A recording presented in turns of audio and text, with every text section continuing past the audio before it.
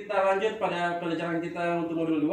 Saya mau pancing dulu semangatnya ya. Halo. Hai. Hai. Halo. Halo, hai. Hai. Ya, bagus sekali. Kita akan lanjut ke pelajaran kita ke modul 2 ya.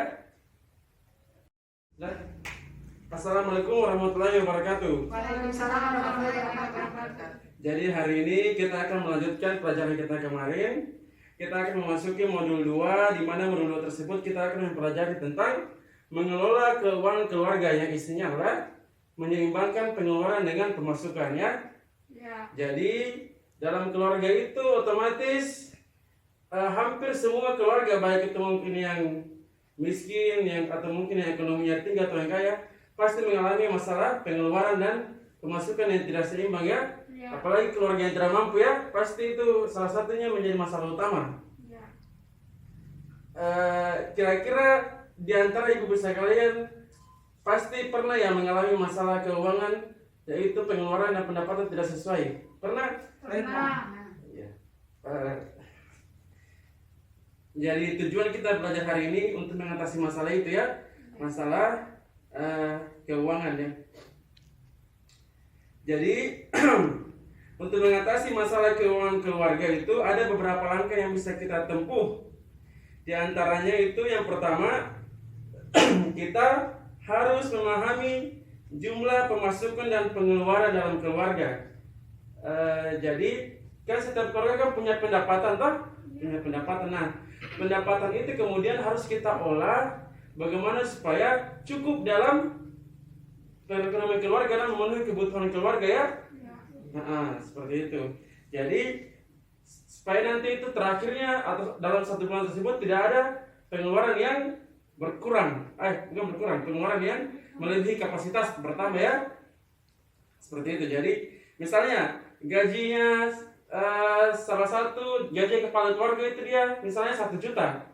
Nah 1 juta tersebut yang diolah oleh ibu-ibu supaya cukup untuk memenuhi kebutuhan sehari-hari. Bahkan mungkin kalau bisa ada sisanya. Seperti itu ya.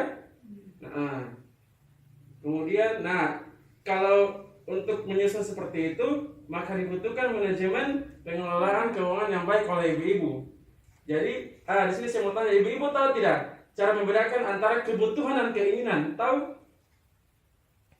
Tidak tahu. Tidak tahu masalah kebutuhan dan keinginan. Nah, ini kemudian yang menjadi masalah. Kadang-kadang itu pengeluaran itu lebih banyak untuk keinginan daripada untuk kebutuhan. Ya? Kebutuhan misalnya, kebutuhan itu dia untuk yang diperlukan memang sehari-hari. Kalau tidak ada, bermasalah di kita punya kehidupan. Misalnya apa? Listrik ya. Misalnya bahan makanan ya? Kalau tidak ada kan kita mati lapar toh? Kalau tiada listrik tidak menyala lampu ya. Kalau kebutuhan itu misalnya apa? Keinginan. Keinginan seperti mau belajar ini, mau beli ini. Keinginan itu yang tidak perlu ya, atau masih kurang. Tapi dibelanjakan Pak untuk keinginan yang Keinginan itu misalnya mau beli baju baru, mau beli sepatu baru, mobil baru, mau beli kulkas baru. Nah, misalnya kulkas itu dia penting akan menjadi kebutuhan kalau orang tersebut dia menjual, tapi jual es atau jual minuman dingin. Nah, itu kulkas menjadi kebutuhan. Tapi kalau dia tidak menjual, tidak perlu sebenarnya kulkas. Toh?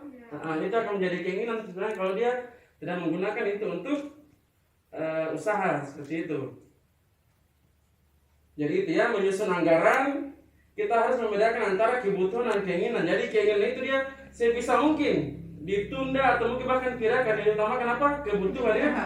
Karena itu yang paling penting untuk memenuhi keseharian kita. Kalau tidak kebutuhan kita bahaya. Itu ya. Dan terakhir ini paling bagus yang terakhir, untuk mengendalikan anggaran kita bisa membuat. Nah ini kan itu biasa dalam keluarga ada sumber pendapatan, ada yang tetap, ada yang tidak tetap ya. Nah kalau yang tetap itu dia bisa menggunakan sistem amplop. Misalnya pendapatan dia setiap bulan tetap 2 juta.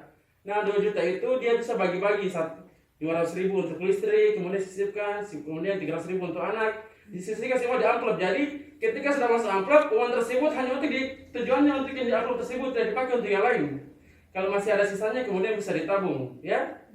Nah kalau untuk yang harian dia bisa kemudian dicatat pengeluaran hariannya. Ini harian khusus untuk yang keluarga yang berpendapatan tidak tetap ya.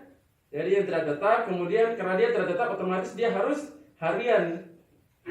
Dia setiap hari dia bisa dijumlah pengeluarannya seperti apa, berapa, dan pengeluaran itu kemudian kita bisa tahu sehari itu kita bisa keluar berapa, karena tidak sama dia dengan yang tetap. Kalau yang keseharian itu dia harus dijumlahkan betul-betul. Karena kalau dengan pemasukan. iya, betul sekali. Jadi kalau sistem harian itu apapun yang menjadi pengeluaran harian semua ditulis, dicatat supaya tidak terjadi pengeluaran yang membengkak. Toh? Jelas? Jelas. Kemudian nanti selanjutnya kalau ada sisa uang kemudian bisa ditabung, ya. Ditabung nanti di pelajaran selanjutnya kita akan belajar tentang bagaimana menabung yang baik, di mana tempat menabung yang baik. Saya kira jelas untuk hari ini. Saya akhiri. Assalamualaikum warahmatullahi wabarakatuh. Waalaikumsalam warahmatullahi wabarakatuh.